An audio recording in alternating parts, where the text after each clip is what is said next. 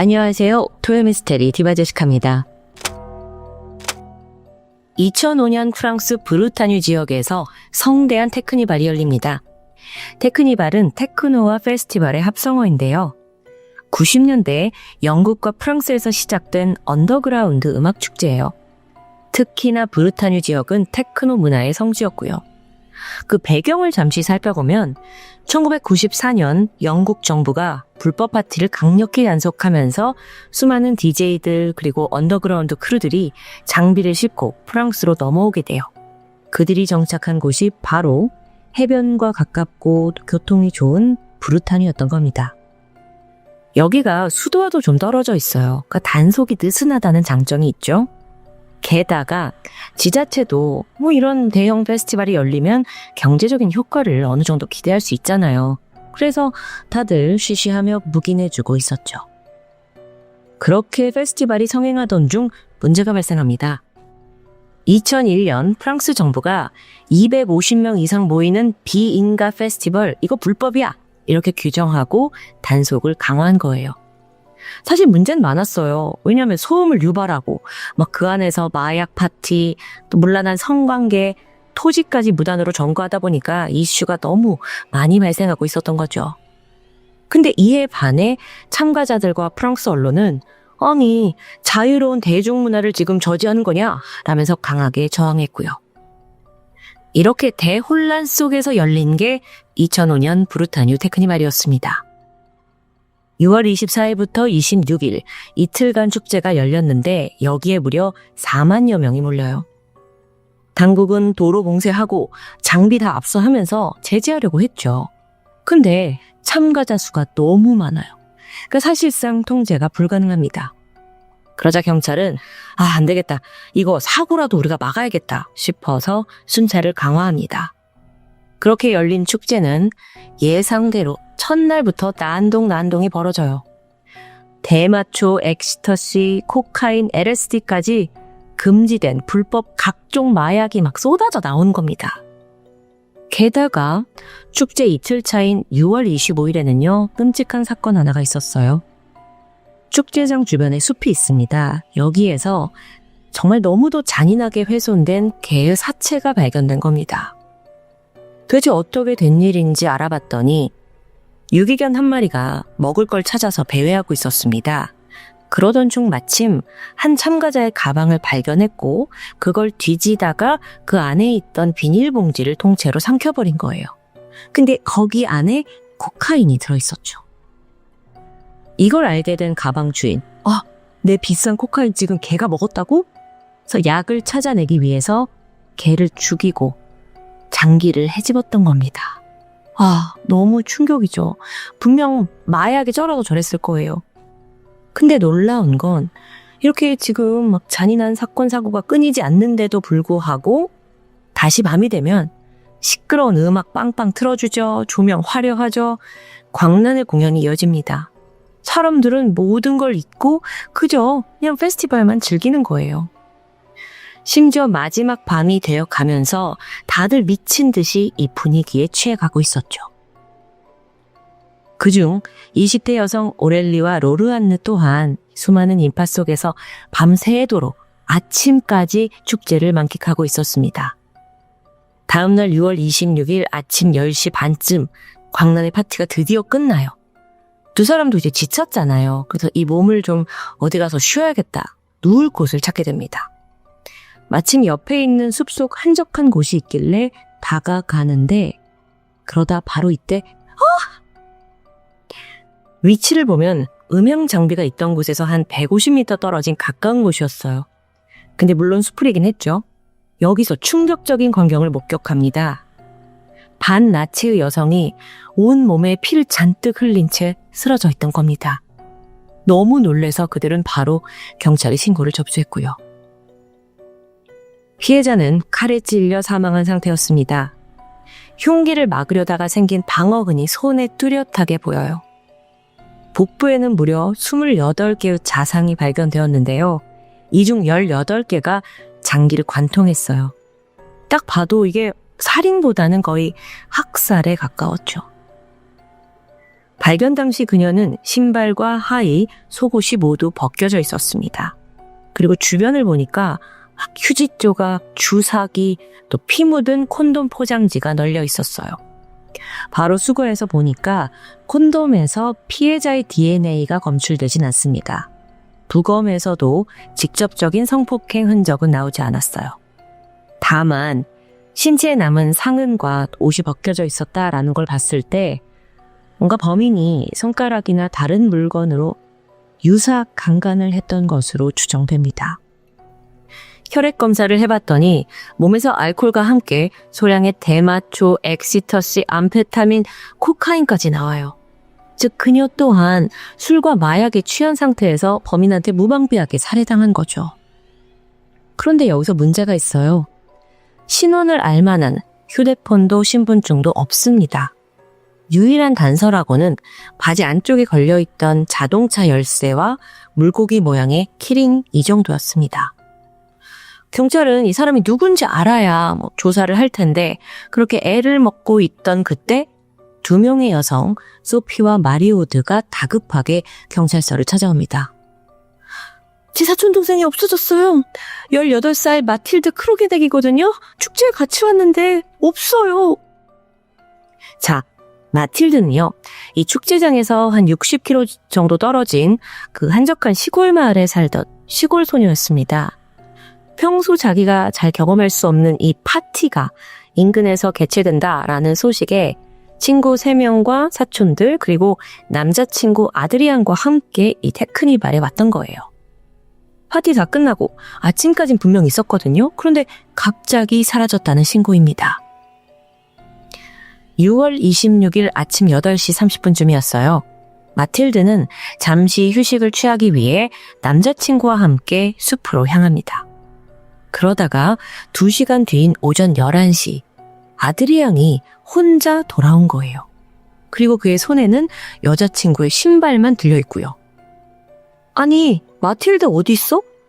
사촌들의 행방을 묻는데 아드리앙 얘가 정신없이 그냥 급히 히치하이킹을 하더니 그곳을 떠나버려요. 너무도 이해할 수 없는 행동이잖아요. 그래서 다들 불안해했죠? 그래서 숲에 들어가서 살펴보는데 마틸드를 찾을 수 없었습니다. 그래서 경찰이 도움을 요청한 거고요. 여기서 경찰이 마틸드의 인상착의가 어땠는지 묻게 돼요. 마틸드는 갈색 머리에 파란색 눈을 가지고 있어요. 특징적인 건 딱히 없는데 항상 바지 안쪽에 자동차 열쇠를 달고 다녔어요. 그 물고기 모양 열쇠고리도요. 경찰은 앞서 시신에서 나온 소지품 중에 자동차 열쇠를 꺼냅니다. 그리고 사촌들의 안내를 받아서 차량이 주차된 곳으로 갔죠. 버튼을 누르자 띡 차의 문이 열렸습니다. 이로써 피해자의 신원이 밝혀진 거죠. 마틸드, 그녀는 왜 이런 끔찍한 죽음을 맞이한 걸까요? 그리고 남자친구도 왜 그렇게 도주한 거죠? 다시 현장으로 돌아와서 그곳에는 한 가지 특이점이 있었습니다. 피해자의 몸에 되게 자상이 많았잖아요.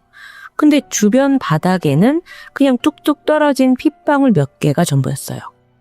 즉 이건 살해한 현장과 시신을 유기한 현장이 다르다는 걸 의미하죠. 핏방울의 패턴을 봤을 때 공격당한 직후에 도망쳐서 달려온 것으로 보여요. 그래서 경찰이 일대를 샅샅이 수색했죠. 머지않아 중요한 증거가 발견됩니다. 인근 나무 아래에 접이식 칼 하나가 떨어져 있던 거예요. 칼날과 손잡이에 피가 말라붙어 있었고요. 이걸 시신에 있는 상흔과 비교했을 때 그 깊이와 모양이 일치합니다. 결정적인 흉기를 찾아낸 거예요. 경찰은 여태 확보한 단서 다 모아서 감식을 의뢰해요. 먼저 피해자 옷에 묻은 혈흔은 다 마틸드의 것이었어요. 근데 그 주변에 있던 휴지, 담배꽁초, 주사기에서는 아무런 흔적도 나오지 않더라고요. 그러니까 이건 사건 발생 전부터 버려져 있던 것 같아요. 그런데 단 하나. 그 피가 묻은 콘돔 포장지가 있었다고 했잖아요. 여기서 신원 미상의 남성 DNA가 검출된 겁니다. 자, 여기까지는 나왔는데 여기가 지금 그 테크노발이 열리고 있었잖아요. 이 일대에서 워낙 많은 사람들이 모여들었고 그 와중에 난잡한 성관계와 다 마약을 즐겼던 만큼 어쩌면 이 콘돔에 묻은 DNA는 사건과 무관한 제3자의 흔적일 수도 있습니다. 흉기인 접이식 칼을 살펴볼게요. 여기서도 마틸드의 혈흔만 확인이 돼요. 범인이 분명 이걸 주었을 테니까 뭔가 지문이 남아있지 않겠냐 생각했지만 피해자의 피가 너무 많이 묻어서 다른 흔적은 지워진 상황입니다. 근데 여기서 감식반이 한 가지 묘안을 떠올렸죠. 앞서 신원 미상 남성의 DNA가 나온 콘돔 포장지가 만약에 범인의 것이라면 그 또한 공격 중에 피를 흘렸다고 볼 수 있어요. 그 상태로 칼을 잡았다면 분명 접이식 칼 그 안쪽 깊은 곳에 피가 좀 묻어있지 않을까? 예상은 적중했습니다. 바로 거기서 또 한 번 남성 DNA가 검출된 거예요. 대조해봤더니 콘돔에서 나온 DNA와도 동일인이고요. 이거 우연일 가능성은 제로예요. 이제 범인 검거는 시간 문제다라고 생각을 했죠. 아니 그런데 여전히 문제가 있었어요. 페스티벌에 수만 명이 참가했습니다. 그들 모두의 DNA를 대조하는 게 이게 현실적으로 불가능하잖아요. 그래서 경찰이 용의자를 좁히기 위해서 또 다른 단서가 있어야 하지 않냐라고 고민하고 있었는데 여기서 실제 공격 장소가 어디였는가 이걸 먼저 찾아 나서게 됩니다. 혈흔이 뚝뚝 떨어져 있었잖아요. 그래서 이걸 토대로 어떻게 왔는지 경로를 찾아보려 했어요. 그런데 참고로 혈흔은 시간이 지나면 갈색으로 변하죠. 이게 또 흙하고 섞이면 거의 육안으로는 구분이 힘들어집니다.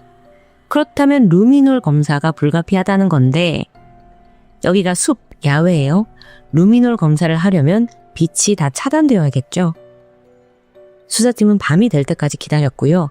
드디어 그 예상되는 경로 주변에 다 루미놀 용액을 뿌리기 시작합니다. 그리고 결과는 생각보다 더 성공적이었어요. 그 어두운 밤에 작은 핏방울들이 빛을 내기 시작한 거예요. 보니까 숲 안쪽을 따라 이어졌고 바로 추적했죠? 그랬더니 그게 딱 멈추는 곳이 어디냐? 작은 하천입니다. 아, 이 하천에서 공격이 있었구나라는 걸 추정해낼 수 있었어요. 한편 A팀이 현장을 조사하는 동안 B팀은 테크니발 참석자들을 탐문합니다. 범인은 분명 참가자 중 한 명일 거다라는 추정에서였어요. 이때 젊은 여성이 파티 끝나고 살해당했다라는 소문이 이미 순식간에 퍼져 있었죠. 그 흉흉한 분위기에 마지막까지 있던 2만 명마저 현장을 떠나는데요. 경찰은 그들의 신원을 일일이 파악했고 명부를 만듭니다. 그래서 다 탐문했어요. 아니 근데 목격자조차 나오지 않아요. 사실 이게 더 정확히는 다들 2박 3일 그 축제 속에서 대부분 술과 약에 취해 있었잖아요. 그러니까 제정신으로 기억을 해내는 사람을 찾는 것조차 불가능한 겁니다. 근데 여기서 잠깐, 사실 현장에서 수상한 남자 2명이 체포된 적이 있긴 해요. 한 사람이 피투성이가 된 옷을 입고 있던 사람인데 폴란드 관광객 남성이었어요. 경찰에 가서 당신 옷에 왜 이렇게 피가 많이 묻어있냐 했더니 내가 헤로인을 주사하다가 내가 미숙해서 피가 되었다라고 해명을 하는 거죠. 그 외에 별다른 점이 없어서 일단 DNA를 확보하고 풀어줍니다. 두 번째 남성은 상황이 더 심각해요. 알고 보니 이 새끼가 축제를 틈타서 수십 명의 여성을 성폭행한 범죄자더라고요. 근데 앞서 마틸드 사건에서 유사 성폭행을 당했잖아요. 그래서 그것 때문에 이 남자가 유력한 용의자가 아닐까 경찰이 생각합니다. 마틸드 사진을 딱 보여줬어요. 근데 고개만 갸우거리고 자기 그때 마약에 너무 취해서 기억이 안 난대. 그러니까 진술의 신빙성조차 다 떨어지는 거죠. 경찰은 일단 DNA만 확보하고 보내게 되는데요. 최종적으로는 모든 걸 대조해본 결과 두 사람은 다 불일치했습니다. 그냥 기본적으로 우리는 DNA가 가지고 있으니까. 그러면 지금 참가자들 속에서도 범인이 없고 용의자도 모두 사라졌어요. 근데 여기서 우리가 잊고 있던 한 사람이 있죠. 남자친구요. 아니, 남자친구는 마틸드를 목격한 마지막 인물입니다. 함께 숲으로 들어갔고 그리고 마틸드는 죽은 채 발견됐고 남친 아드리앙은 쫓기듯 수상하게 사라졌어요. 그러고 보니까 이 두 사람이 함께 마틸드의 차를 타고 축제에 왔습니다. 근데 차 키는 시신에서 나왔잖아요.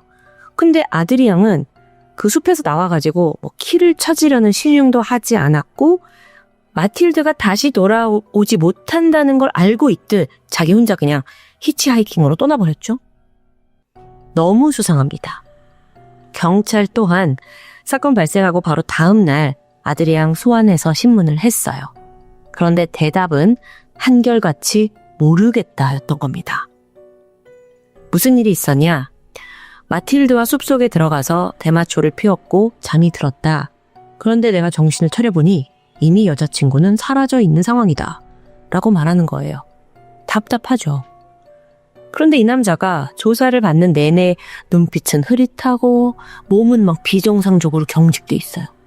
이게 약물 후유증이에요. 검사 결과 심각한 마약 중독으로 인해서 기억장애가 있다는 게 밝혀집니다. 아니, 뭐 기억장애 있는 애한테 더 이상 신문을 하는 것조차 무의미해요. 물론 그 증거로 있던 DNA와도 일치하지 않았고요. 그래서 얘는 사실 일찌감치 용의선상에서 벗어난 후였어요. 이렇듯 수사는 거듭 난관에 부딪혔죠. 여기서 경찰은 대대적인 수사를 다시 한번 감행합니다. 사건 당일 축제에 있던 모든 사람이 주고받은 약 48만 건의 통신 기록을 다 분석한 거예요. 또 100톤에 달하는 그 쓰레기들까지 다 뒤졌고요. 그 와중에 또 전과범이 있어서 따로 추려냈는데 한 300명 정도가 나오더라고요. 일일이 DNA 대조했지만 결과는 또 불일치해요. 와, 이렇게까지 했는데 도저히 범인이 나오지 않아요. 그렇게 하염없이 2달이라는 시간이 흐르고 말았죠. 그러던 2005년 9월 10일 오후 3시입니다. 뜻밖의 소식이 들려왔어요. 이 축제 장소에서 120km 떨어진 샤티오 네프 디 엘렌블렌이라는 곳에서 마틸드의 휴대폰이, 이거 없어졌잖아요? 이 없어진 휴대폰이 탁 켜진 신호가 잡힌 겁니다. 즉각 현지 경찰이 지원을 요청해서 이 핸드폰을 가지고 있던 남자를 검거합니다. 그는 축제에 참가했던 사람이에요. 심지어 과거에 강간죄로 유죄 판결을 받았고요. 아, 드디어 범인 잡았구나 싶었는데 이번에도 허탕이었어요. 핸드폰을 그냥 훔친 것뿐이더라고요. 자, 이제 정말 마지막이란 생각으로 프랑스 경찰이 비장의 카드를 꺼내듭니다. 신원이 확보된 약 2만여 명의 전원 DNA 수집해서 대조하기로 한 거예요. 일이 점점 커져요. 그리고 돈도 들죠? 여기에는 약 100만 유로, 한화 한 1,600억 원이 투입이 됐습니다. 와, 진짜 엄청난 돈이 수사에 투입이 됐는데 결과는 허무했어요. 이쯤 되니까 이거 첫 수사부터 방향이 잘못됐나? 범인이 처음부터 참가자가 아닌 거 아니야? 이거 근본적으로 잘못된 거 아니야? 이런 의심이 들고 있던 때였습니다. 마음이 조급해진 경찰이 이번에는 그 참가자들이 촬영한 모든 사진을 분석하기로 해요. 혹여 아주 멀리서라도 조금은 점같이 마틸드가 찍혀 있더라도 다 확인을 하게 되죠. 이때 남자친구 아드리앙 또한 약 40장의 사진을 경찰에 제공합니다. 그리고 여기엔 마틸드가 축제에서 만난 어떤 낯선 남성과 6월 25일 밤 11시 50분 그리고 6월 26일 새벽 6시 20분에 찍은 2장의 사진이 있었습니다. 이 남자 뭐냐? 라고 물었더니 아드리앙이 너 남자 이름 모른다. 근데 축제에서 마주쳤고 몇 시간 같이 놀았다. 이렇게만 기억해냅니다. 이게 애초에 기억장애가 있어가지고 이 말의 신빙성도 떨어지긴 해요. 그런데 어쨌든 지금 용의자가 전혀 없는 상황에서 그 낯선 남자는 유일한 희망이었죠.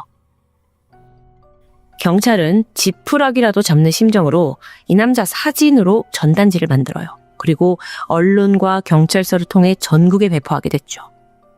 이후 제보 전화가 들어오긴 하는데 유의미한 정보는 없었습니다. 그렇게 또다시 허무한 1년이 흐르고 말죠. 다음 해인 2006년 5월 23일 브루타뉴 경찰서에 한 20대 남성이 사기 혐의로 체포됩니다. 형사들한테 연행돼서 가던 중에 문득 복도 벽에 붙어있는 사진을 남자가 유심히 바라보더라고요. 나 이 얼굴 아는데? 어디서 봤지? 몇 번이고 곱씹던 끝에, 맞아! 기억이 떠올랐습니다. 과거 잔다르크 헬리콥터 모함에서 함께 복무했던 동료예요. 그는 바로 24살의 해군 알랭 케르노아였죠. 그렇게 선명하게 기억하는 데는 또 이유가 있습니다. 이 알랭이 상당히 비도덕적이고 반사회적인 인물이에요. 과거에 인도네시아에서 대형 쓰나미가 발생했을 때 해군이니까 구조 작업에 투입이 되었는데요. 그때 이후에 이 알랭이 틈만 나면 야야, 내가 그때 시체 직접 만져봤잖아. 막 자랑하듯 떠벌렸습니다. 뿐만 아니라 과거 자기가 무슨 집단 성폭행을 저질렀다 무용담처럼 드러나요. 군 복무 중에도 미성년자 매춘부를 고용한 적이 있어요. 이 사람이 평소에도 여자는 그냥 고기 덩어리야, 착륙 예뿐이라고, 이런 모욕적인 말을 입에 달고 살았습니다. 그래서 경찰이 여기까지 확인하고 이제 알랭이 어디 있나 보니까 이미 군 복무를 마치고 제대를 했더라고요. 그리고 마침 3개월 전 공공장소 강제 추행 혐의로 입건된 전력까지 있었습니다. 즉각 경찰은 해군에 요청해서 그의 증명사진을 확보합니다. 그리고 마틸드와 함께 찍힌 그 남성과 대조를 하는데요. 눈썹 모양, 얼굴의 점, 헤어라인까지 9가지 특징 정도가 일치했어요. 근데 완벽한 건 아니죠, 아직. 그럼 알랭이 브루타뉴 지역에 온 적이 있나? 결제 내역을 확인해 보거든요. 그랬더니 축제 나흘 전인 2005년 6월 20일 그가 몽생 미셸이란 곳에서 82유로를 결제하는 적이 있습니다. 근데 이 결제가 뭔 줄 아세요? 해당 매장은 현장에서 발견된 그 접이식 칼, 흉기, 그 흉기를 판매하는 매장입니다. 와, 이렇게 퍼즐 조각들이 지금 하나둘 맞춰지고 있는 거예요. 2006년 6월 충분한 증거를 확보했다라고 판단한 경찰이 바로 알랭을 체포합니다. 당시 그는 브루타뉴와 10시간 이상 떨어진 마르세유에 거주하고 있었어요. 바로 압수수색 진행해 보니까 얘 방에서 그 일명 데이트 강간 약물로 알려진 GHB 33개가 발견됩니다. 그리고 체포된 지 불과 5시간 만에 DNA 검사 결과가 나오게 되죠. 끈질기게 수사에 매달렸던 경찰이 처음으로 받아본 문장이었어요. 99.9% 일치. 드디어 잡은 겁니다. 자, 그럼 이제 신문에 들어가야겠죠? 알랭은 사건 당일에 대해 이렇게 털어놔요. 마틸드가 자기를 유혹해서 손에 이끌려 숲에 들어갔는데 분위기가 한창 무르익던 중 한 무리의 남자들이 왔다. 이들이 마틸드를 공격했기에 알랭은 주머니에 있는 칼을 꺼내 반격에 나섰다. 그런데 수가 너무 많아서 나는 금방 제압을 당했는데 이때 무리가 알랭을 협박했다고 합니다. 야, 엄마, 너 그 칼로 이 여자 찔러. 안 그러면 우리 너부터 죽일 거야. 두려운 살해 협박에 알랭이 어쩔 수 없이 그녀의 배에 칼을 꽂아 넣었다고요. 그리고 이때 너무 당황한 나머지 자기 손까지 베었고요. 좀 닦아야 되잖아요. 그래서 그걸 찾다가 주변에 있던 콘돔 포장지를 만졌고 이후 알랭은 마틸드를 그냥 두고 도망쳤다는 진술. 이걸 그대로 믿을 수 있을까요? 결국 자기가 죽인 게 아니라는 거잖아요. 경찰 또한 얘기를 듣던 중에 모순점을 발견합니다. 여태까지 조사한 바에 따르면 공격을 당한 장소와 시신이 발견된 장소가 달라요. 근데 알랭이 곧장 도망쳤다면 콘돔 포장지는 공격 장소인 하천 근처에서 나와야 하는 게 맞잖아요. 거기가 앞서 그 루미놀에서 피가 있던 지점이고요. 이 모순점을 강하게 들이밀자 알랭이 횡설수설하기 시작합니다. 자기 논리가 무너진 거예요. 이후 22시간의 긴 신문이 이어졌고 그는 두 번째 진술을 내놓게 되는데요. 시작은 동일했습니다. 마틸드의 유혹에 넘어가서 숲에 가서 키스를 하고 있었다. 그런데 마침 이때 그녀가 너무 환하게 웃는 모습이 예뻐서, 특히 햇빛에 이렇게 비치고 있는 그 모습이 요정같이 예뻐서 이 순간을 혼자 간직하고 싶다는 뒤틀린 소유욕이 들었다. 그래서 살인으로 이어졌다라고 말하게 돼요. 그는 주머니에서 칼을 꺼내 마틸드의 배를 2차례 찔렀죠. 이때 마틸드가 죽을 힘을 다해서 알랭을 밀었는데 이때 넘어지면서 바닥에 손이 긁히며 피가 흐르게 됩니다. 그 틈에 마틸드가 미친 듯이 도주했지만 머지않아 잡히고 말아요. 알랭은 뒤에서 그녀의 목을 그어서 살해했고 이후 또다시 그녀를 무자비하게 공격했습니다. 그런데요, 이 진술을 내놓으면서 알랭이 말합니다. 그때 마틸드의 몸에 칼이 푹푹 들어가는 느낌이 황홀했다고요. 동시에 생전 느껴본 적 없는 너무나도 뒤틀린 성욕이 끌어오르기 시작했죠. 그는 죽은 마틸다를 보면서 시신을 강간하겠다고 마음먹어요. 그리고 주머니에서 주섬주섬 콘돔을 꺼냈죠. 그런데 아까 손이 다쳤잖아요. 막 콘돔을 이제 열려고 하는데 이게 쉽지가 않은 거야. 그래서 휙 버리고 대신 시신 옆에서 유사 성행위를 시도합니다. 아, 정말 너무도 듣기 힘든 진술인데 그나마 이번 증언은 현장의 상황과 딱딱 들어맞고 있었습니다. 그렇게 2008년 재판대에 선 알랭 카르노아는 가석방 없는 종신형을 선고받습니다. 유족들은 여전히 판결에 불만족스러웠지만 그래도 딸을 죽인 범인이 잡혔다는 것에 안도했어요. 오늘 사건은 경찰의 집요한 수사가 빛을 발했습니다. 결정적인 실마리는 참 우연히 얻어졌지만 그 뒤에는 모든 방법으로 범인을 추적한 그 경찰들의 끈질긴 노력 덕분이었죠. 하지만 여러분, 여전히 풀리지 않는 의문이 남아있어요. 여러분 혹시 발견하셨는지 모르겠지만 사건 당일 남자친구는 왜 그렇게 도망치듯 현장을 떠났을까요? 아니, 여자친구 좀 찾아볼 만도 하잖아요. 같이 차 타고 왔는데. 그리고 애초에 숲으로 같이 들어갔는데 어쩌다가 마틸드와 그리고 범행 알랭만 둘이 남게 된 걸까요? 이 과정은 설명할 수가 없어요. 그리고 남자친구와 함께 있던 마틸드가 정말 범인의 진술처럼 갑자기 숲에서 만난 알렉을 막 유혹했다? 이게 말이 되나요? 어쩌면 그 진술 속에 환한 웃음이 너무 예뻐서 살인을 하고 싶었다라는 부분에서 마틸드가 남자친구를 향해 웃고 있었던 건 아닐까요? 아니, 도대체 이놈의 남자친구는 언제까지 같이 있었던 거냐고. 그냥 기억 안 난다가 다야. 기억 장애라고 하니까 뭐 더 이상 물을 수도 없고요. 이렇듯 사건의 범인은 잡았지만 이 사건의 첫 페이지는 아직도 미스테리로 남아 있습니다. 여러분은 어떻게 들으셨나요? 자유롭게 댓글 남겨주시고요. 지금까지 토요미스테리 디바제시카였습니다. 안녕하세요. 금요사건 파일 디바제시카입니다. 2015년 미국 플로리다에 살던 여성 사샤. 당시 그녀는 대학을 졸업한 뒤에 부동산 회사에 취직을 해서 중개인으로 근무하고 있었습니다. 사샤는 성격이 아주 활발했어요. 그 덕에 많은 사람을 만나서 그들의 집을 찾아주는 일이 정말 천직처럼 잘 맞았죠.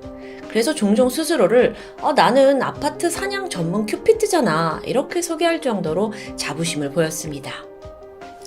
그녀가 거주하던 곳은 플로리다 올랜도 시내 한가운데 위치한 굉장히 신식 아파트 업타운 플레이스입니다. 자신이 부동산 중개인이다 보니까 아파트도 꽤 좋은 곳을 얻었어요. 여기는 365일 정말 보안이 철저한 고급 아파트인데요. 건물 안과 밖으로 CCTV 당연하고요. 1층 로비에 항상 경비원이 상주합니다.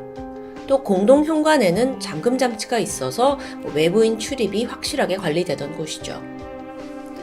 때는 2015년 10월 17일, 이날 사샤는 좀 특별한 저녁을 보냅니다. 아주 좋은 조건으로 이직을 제안받았어요. 근데 이게 사실 업계에서는 거의 승진이나 다름없거든요. 너무 기쁜 나머지 친구들과 함께 축하 파티를 하게 되죠. 일행은 시내에 위치한 나이트클럽으로 향했고 신나는 음악에 술을 즐기면서 유흥을 즐기고 있었습니다. 그러다 어느덧 시간은 자정을 넘긴 새벽 12시 30분. 자기를 위한 축하 파티여서 그런지 사샤가 좀 평소보다 빠르게 술에 취했습니다. 집에 좀 가야 할 것 같았죠? 결국 친구들은 좀 더 클럽에 남기로 하고 사샤 먼저 그곳을 빠져나오게 되는데요. 시간이 지나 다음날 아침, 전날 클럽에서 함께 놀았던 친구 앤서니가 식당에서 사샤를 기다리고 있었습니다. 아침을 함께 하기로 해장 같이 하자라고 약속을 한 상황이거든요. 근데 아무리 시간이 지나도 사샤가 나오질 않는 거예요. 어제 얘가 술을 많이 마셔서 아직도 자나 싶었죠. 그래서 앤서니가 전화를 거는데 응답도 없습니다. 그런데 여기서 이상한 점. 사샤는 부동산 중개인이에요. 언제 어디서 전화가 올지 모르죠. 그래서 얘가 전화를 받지 않는 건 굉장히 드문 일이었는데요. 앤서니가 즉각 사샤의 SNS에 들어가서 메시지를 보냅니다.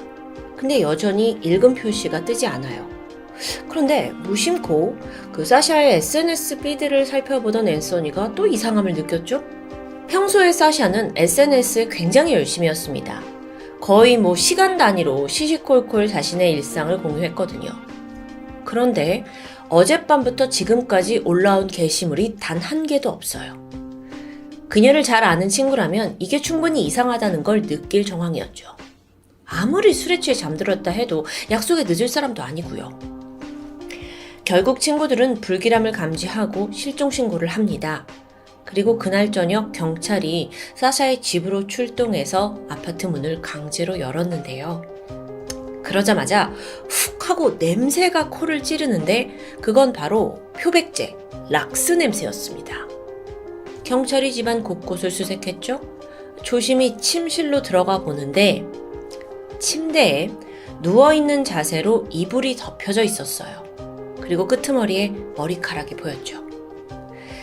이불을 걷어내자 그토록 찾아 헤맸던 사샤가 사망한 채 누워 있었습니다. 그런데 이 머리를 보니까 둔기로 강하게 맞은 흔적이 보여요.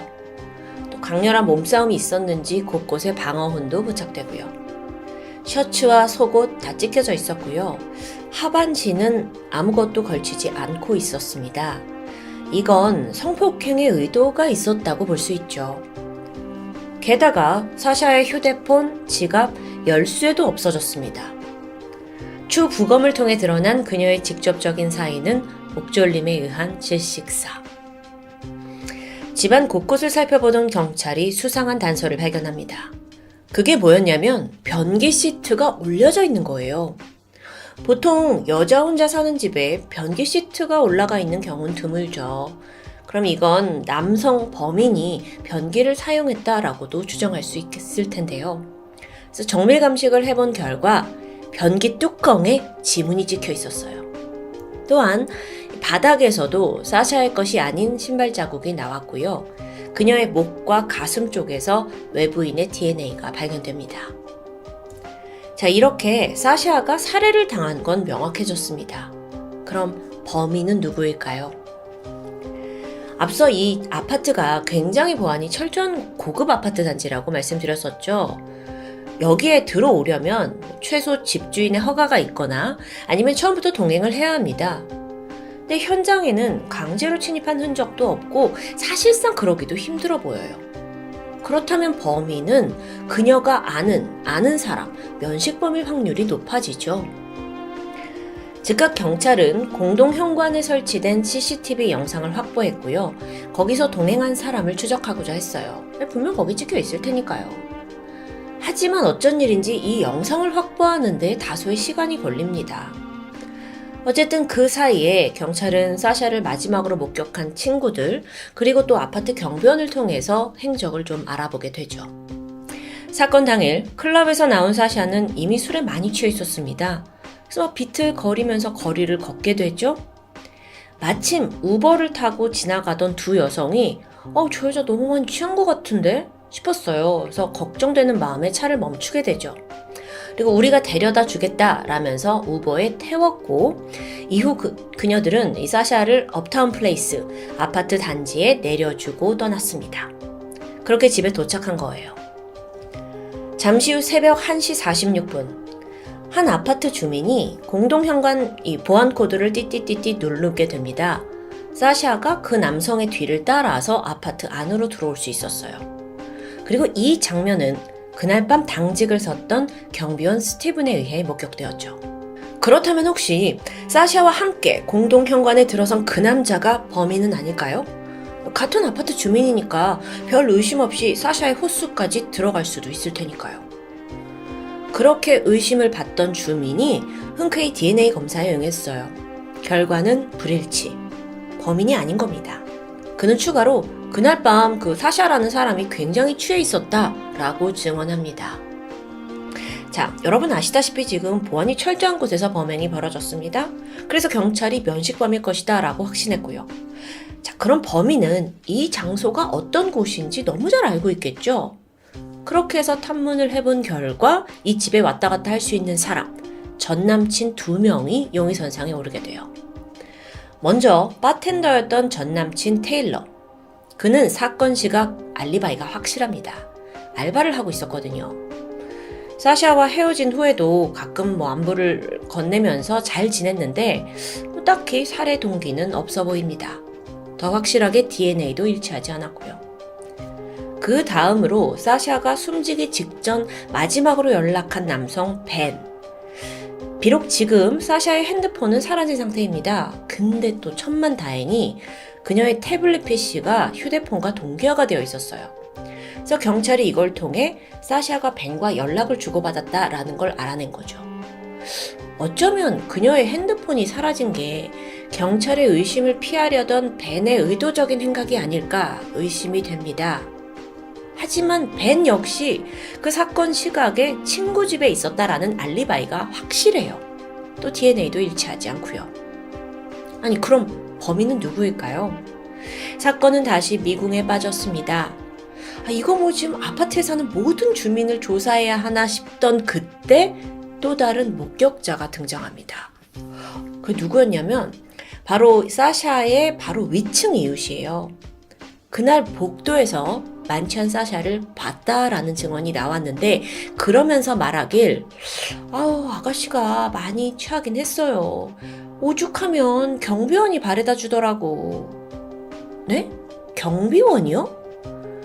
그날 복도에서 비틀거리던 사샤의 뒤로 누군가가 서 있었습니다. 그게 바로 당직을 섰던 경비원 33살의 스티븐 덕스버리였죠.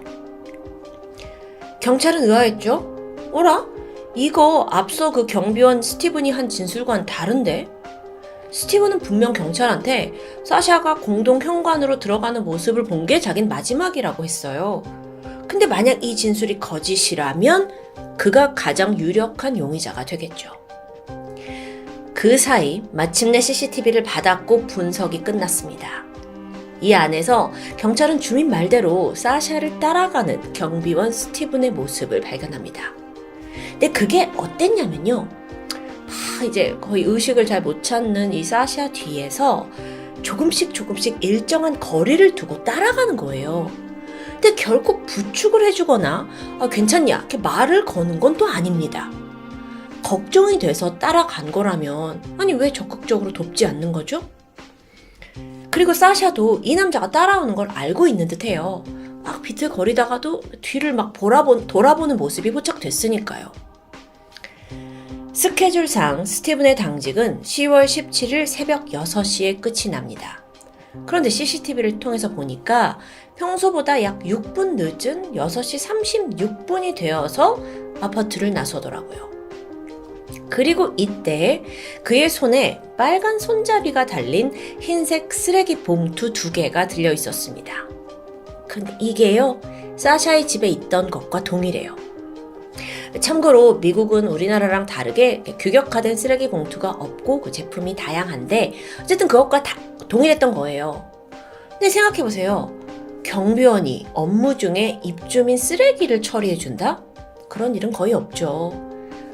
그럼 왜 그 쓰레기 봉투를 가지고 나갔을까요? 안에 범행 도구가 있을 가능성이 매우 높다는 거예요. 경찰은 즉각 스티븐을 소환했습니다. 근데 얘가 제가 내가 본 건 다 말해주지 않았냐? 라면서 황당해했어요. 보니까 도통 쉽게 입을 열지 않을 상황이거든요. 근데 경찰이 스티븐과 대화를 막 시도하면서 자세히 보니까 팔에서 핥히고 물린 상처가 보입니다. 이거 정말 의심스럽죠. 근데 쉽게 입을 열진 않고요. 결국 경찰은 우선 거짓말 탐지기 검사를 해보기로 해요. 스티븐한테 막 여러 장치를 달고 질문을 시작했죠. 당신 사샤의 집에 들어갔습니까? 당신 사샤의 목을 졸랐습니까? 이 두 질문에 유독 반응이 막 요동칩니다. 사실 사건이 터지고 언론에 보도가 되긴 했지만 사샤가 폭행을 당했다 이런 내용은 있어도 목졸림으로 죽었다는 건 아직 대중에게 알려지지 않은 시점이었거든요. 그런데 스티븐은 목졸림, 목을 졸랐냐 이 단어에 굉장히 예민하게 반응한 거죠. 이렇듯 점점 스티븐이 용의자로 좁혀지는 가운데 여러분 잊지 마세요. 경찰에겐 아직 강력한 증거가 하나 더 있습니다. 바로 변기 뚜껑에 남아있던 그 DNA. 스티븐의 것과 대조가 이루어졌고 그 결과 두 샘플은 정확히 일치했습니다. 그렇게 밝혀진 사건의 전말. 우버에서 사샤가 내려 건물에 들어갑니다. 근데 술 때문에 정신이 없어서 자신의 집을 찾기까지 무려 40여 분이 소요됐어요. 건물 안에 들어가서도 좀 삥삥 돈 것 같아요. 그리고 이때 경비원 스티븐이 나타납니다. 사샤는 지레 지금 내가 취했으니까 나 좀 도와주려고 하나보다 싶어서 괜찮아요. 저 혼자 갈 수 있어요. 라고 말을 했지만 이후에 스티븐은 아주 수상한 행적을 보입니다. 사샤의 곁에 나타났다가 사라졌다. 또 갑자기 나타났다 사라졌다를 계속 반복하는 거예요. 근데 이럴 때마다 사샤를 마주쳤죠. 그럼 뭐라고 하냐면 순찰 중입니다. 순찰하고 있어요. 라고 둘러대고요. 그는 아파트 경비원이었기 때문에 어디에 CCTV가 있고 또 어느 곳이 사각지대인지 정확히 알고 있었어요. 그래서 교묘하게 카메라에 잡히지 않는 곳을 통해서만 이동을 한 거예요. 사실 CCTV만 봐서는 그가 사샤를 집요하게 쫓고 있다라는 부분까진 알 수 없었습니다. 그 변기의 DNA 아니라면요. 사실 CCTV만으로 경찰이 그를 기소하기는 좀 어려웠을 거라고 해요. 자, 그러다 사샤가 마침내 집을 찾았죠? 문을 열고 들어가려는 순간 빠르게 뒤에서 덮쳤고 집 안으로 끌고 들어가 범행을 저지른 겁니다. 이렇듯 자신의 직업을 방패 삼은 스티븐. 그런데 알고 보니까 이런 추악한 욕망이 이번이 처음이 아니에요. 사건이 벌어지기 5개월 전인 2015년 5월에 같은 아파트에 살던 한 여성 입주자가 스티븐을 신고한 일이 있더라고요. 그때 기분 나쁘게 쫓아온다라는 이유였었죠. 하지만 스티븐은 아니다, 나는 아파트 건물을 순찰하고 있었는데 마침 방향이 같았을 뿐이다 라고 항변합니다.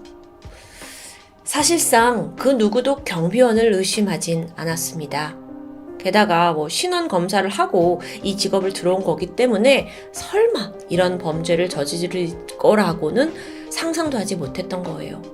그리고 스티븐은 갈수록 자신감을 얻었고요. 설마 하는 아니란 생각이 그의 폭주를 부추겼고 끝내 사샤의 희생을 불러왔습니다. 2015년 10월 스티븐 덕스베리는 1급 살인, 성폭행, 미수, 절도 혐의로 체포돼서 기소됩니다. 2017년의 긴 재판 끝에 결국 모든 혐의에 유죄가 내려졌죠. 그는 가석방 없는 종신형과 더불어 추가로 15년의 징역형을 선고받습니다. 우리나라 속담에 이런 말이 있죠. 고양이한테 생선을 맡기지. 어떤 것을 믿지 못할 사람에게 맡겨두는 걸 일컫는 말인데요. 주민들을 보호하는 사명을 가진 경비 인력. 하지만 스티븐은 그저 호시탐탐 기회만 노리던 생선가게의 고양이였을지도 모릅니다. 이제 그에게 남은 건 평생 자유를 잃고 교도소에서 죽을 날만을 기다리는 일뿐이겠죠. 지금까지 토요미스테리 디바제시카였습니다.